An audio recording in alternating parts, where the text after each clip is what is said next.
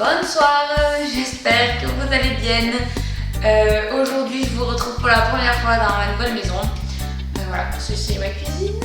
Voilà, aujourd'hui, je voulais vous proposer une recette. Ça fait un long moment que j'ai envie de vous la proposer.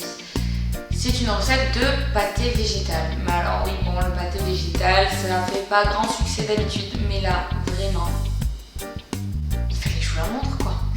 Je veux dire, à un moment donné, quand on tient un secret d'état comme ça, on ne peut pas le garder pour soi bien longtemps, quoi. Non, mais c'est-à-dire que ce pâté, il fait juste l'unanimité, quoi.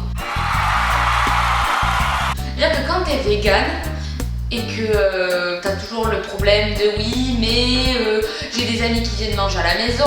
Mais qu'est-ce qu'on va faire à manger? Mais est-ce que ça va leur plaire? Pas leur plaire? Est-ce que je vais devoir faire un truc pour eux? Faire un truc pour moi? Ou moi, quand je vais chez des gens, comment je vais faire? Mamie, nana, porter un truc pour moi, porter un truc à partager? C'est la merde, on est bien d'accord. Là, c'est fini. Enfin, je veux dire, ce pâté végétal, il fait l'unanimité. Il fait l'unanimité, mais pour tout le monde. C'est-à-dire que chaque personne à qui j'ai pu faire goûter ce pâté est juste tombée en amour avec ce pâté, quoi. Voilà, hein. Mon mari, qui est pas du tout végétalien, m'en demande encore et encore. Il est en rafole. Enfin, ma soeur, ma cousine, enfin, tout le monde, vraiment. Et puis pour couronner tout, ce pâté, il est juste parfait nutritionnellement parlant. Parce qu'en fait, il ne contient que 3 ingrédients. À savoir du tofu fumé, qui est très peu gras, très peu riche en glucides et très fort en protéines. Il contient des noix. Les noix qui sont un aliment très riche en très bonne graisse et qui sont donc un atout, quoi. Et des champignons qui sont très faibles en calories, faibles en tout nutriment d'ailleurs, mais qui du coup vous donnent juste un goût parfait. Et voilà, donc c'est le pâté que tout le monde aime, qu'on peut manger sans culpabiliser, qui est juste parfait. Donc, trêve de blabla, on va passer en cuisine, je vais vous montrer tout ça. Dites-moi ce que vous en avez pensé, dites-moi si vous l'avez essayé, surtout n'hésitez pas à mettre des photos sur Instagram ou quoi, si jamais vous le textez, ça me fera très plaisir de voir si ça vous a plu. Je vous fais de gros bisous, j'espère que vous allez bien. Bisous.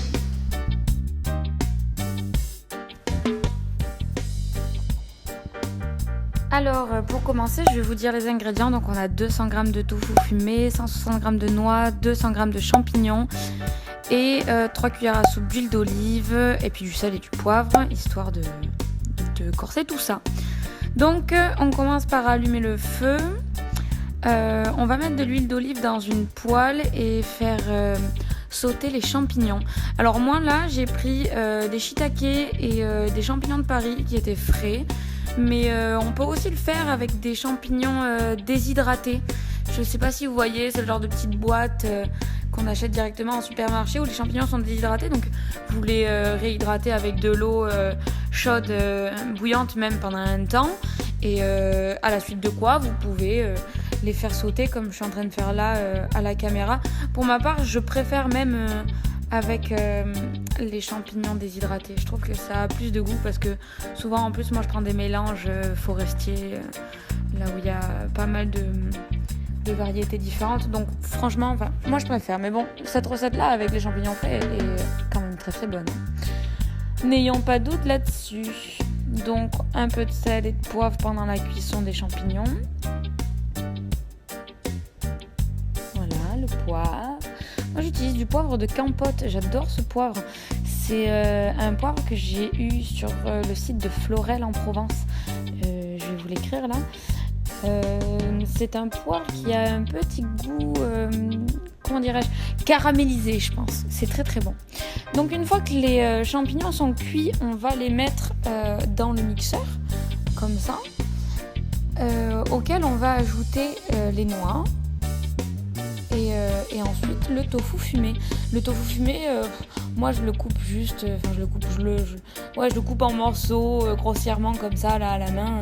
Ça n'a pas besoin d'être parfait. De toute manière, on va tout mixer. Donc bon, hein, ne nous embêtons pas la vie. C'est aussi ça ce qui est beau dans cette recette, c'est que c'est très très simple à faire en fait.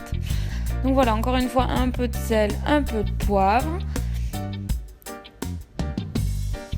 Et où le poivre. Ah, mais il est là le poivre. Un peu de sel, un peu de poivre. Un peu beaucoup de poivre même. C'est bien. Ça donne bien du goût. Après, ça c'est à votre aise, hein, vraiment. Et là, on rajoute 2 cuillères à soupe d'huile d'olive.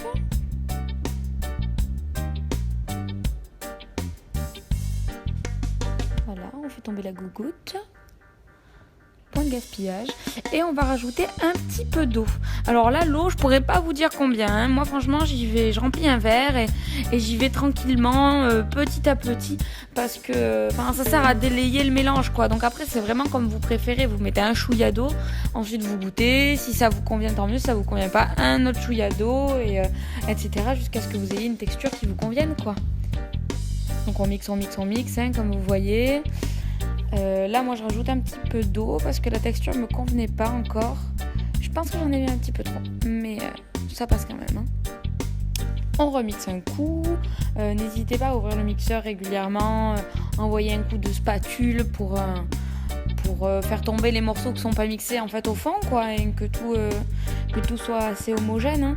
L'idée, c'est quand même de faire un pâté avec un petit peu des morceaux, vous voyez, pas complètement lisse, sinon c'est un peu plate, quoi. Mais enfin, après, si vous aimez lisse, hein, libre à vous, évidemment. Hein. Vous voyez, là, justement, j'envoie un petit coup de spatule, la spatule en bois. Voilà, un dernier coup de mixeur et franchement, après ça, c'est tout, quoi. Voilà, c'est hyper simple en plus de ça. Je vous l'ai pas dit dans la présentation, ça a de grands avantages. Comme je vous l'ai dit, il y a le fait que nutritionnellement parlant, ça soit un très bon pâté. Le fait que gustativement parlant, franchement, il y a tout le monde qui aime et c'est juste délicieux, quoi. Et puis, troisième avantage, c'est que c'est quand même vachement simple à faire, quoi. Si ce n'est de faire cuire les champignons quelques minutes à la poêle, après on mixe tout et puis voilà. Voilà, là on a le pâté terminé avec la texture comme j'aime. Donc ensuite, hop, je transvase tout ça dans un bocal en verre. Là, honnêtement, j'en avais trop pour faire juste un seul bocal. J'en ai fait... J'arrive pas à parler. J'en ai fait 2. Donc voilà, je mets bien tout ça dans un bocal. Ensuite, je ferme hermétiquement. Et franchement, moi, je garde ça environ une semaine au frigo. Ça se garde bien. Ça se garde bien. Hop, on referme. Et puis, c'est fini. Voilà. Là, je vous montre un petit peu la tête que ça a. Hop, sur quelques tartines de pain, on met ça. Et franchement, c'est un délice. Pour ceux qui aimaient ça quand on était petit, moi, franchement, ça me rappelle un peu le goût des knackis. Toi, les saucisses de Strasbourg. J'adore ça. J'avoue que depuis que je suis végétalienne, c'est un peu un goût qui manque. Donc voilà, cette recette est terminée. Écoutez, j'espère que ça vous a plu. Comme je vous ai dit au début, n'hésitez pas à la reproduire, à prendre des photos ou à m'envoyer des petits messages si jamais vous l'avez fait et que ça vous a plu. Vous avez tous mes réseaux sociaux dans la barre d'infos. Comme ça, on se perd pas. Et voilà, donnez-moi des nouvelles. Allez, à bientôt. Bisous.